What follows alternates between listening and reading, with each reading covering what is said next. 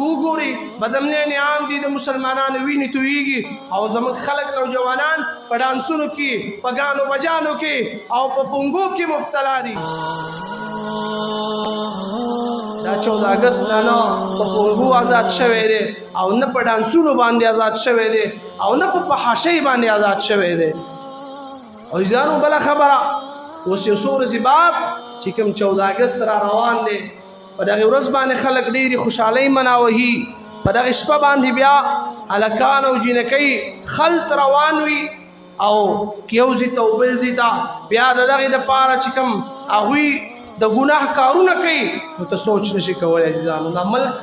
دا 14 اگست نه په پونګو آزاد شوی دی او نه په ډانسونو باندې آزاد شوی دی او نه په فحاشۍ باندې آزاد شوی دی. د دې ملک دپاره عزیزانو کوم 14 اگست را روان دی تاسو سوچ ته دې خبرې وکړئ چې زموږ سره لنډ د فلسطین مسلمانان دي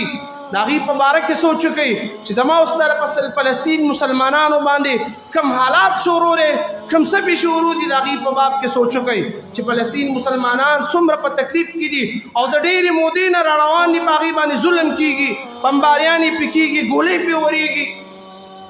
د هغې مسلمانانو ته سوچ وکړئ چې د هغې معصومان دا شهیدان شول یتیمانان شول زنانې کونډې شولې او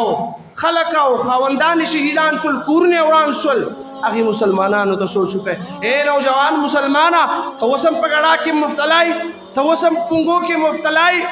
ته اوس هم چې کومه دی خوشحالۍ نه مناوهي خوشحالي مناو کا